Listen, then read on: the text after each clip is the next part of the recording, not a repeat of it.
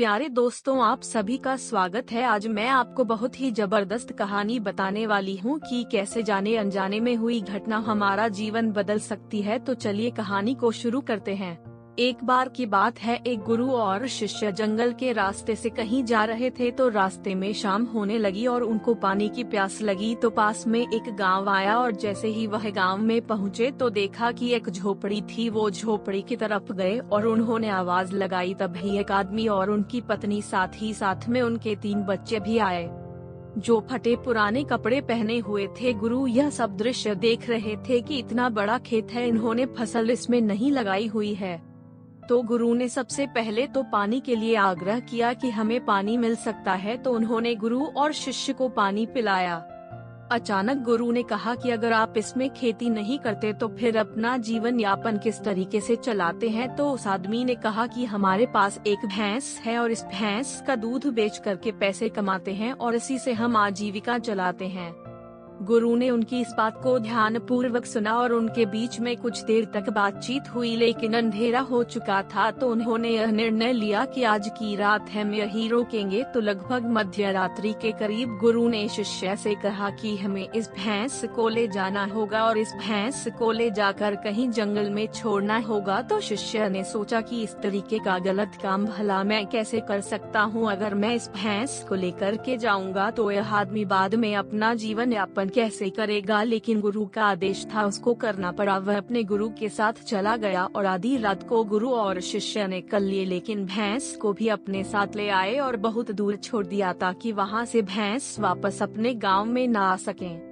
तकरीबन 10 साल बाद जब वह शिष्य भी गुरु बन चुका था और दीक्षा देने का काम भी करने लग गया था, तो उसने सोचा कि 10 साल पहले मुझसे जो गलती हुई थी, क्यों ना मैं आज उस गलती को सुधार लूं और मुझे उस आदमी के पास जाना चाहिए। वह उस आदमी के पास जाता है, लेकिन वहां पहुंचकर वह देखता है कि खेत में फसलें लहरा रही है और बगीचे लगे हुए हैं। वह सोचता है कि शायद हो सकता है कि वह आदमी अपना घर बार बेचकर, अपनी जमीन बेचकर शहर में कहीं चला गया हो। लेकिन तभी अचानक वह आदमी आया और उस गुरु को नमन करता है कि मैंने आपको पहचान लिया।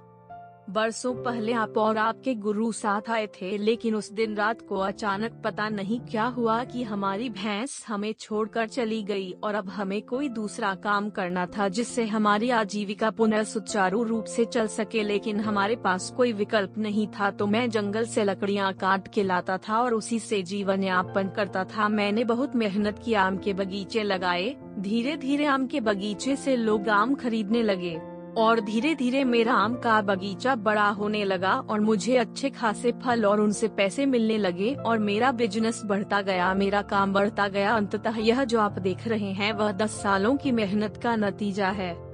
तो कहानी से हमें यह शिक्षा मिलती है कि आपके जीवन में भी कोई ऐसी भैंस है क्या जिसको आप नहीं छोड़ना चाहते हो और सिर्फ उसी से आप कमाई करना चाहते हो। जैसे कि उस आदमी को नहीं पता था कि उसके अंदर टैलेंट है, उसके अंदर इतनी क्षमता है, लेकिन गुरु ने उसका भाग्य बदल दिया।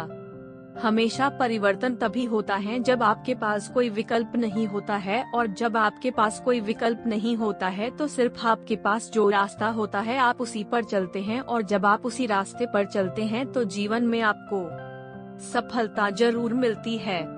मुझे आशा है कि यह कहानी आपको अच्छी लगी होगी। आपने कुछ इस कहानी से कुछ ना कुछ जरूर सीखा होगा।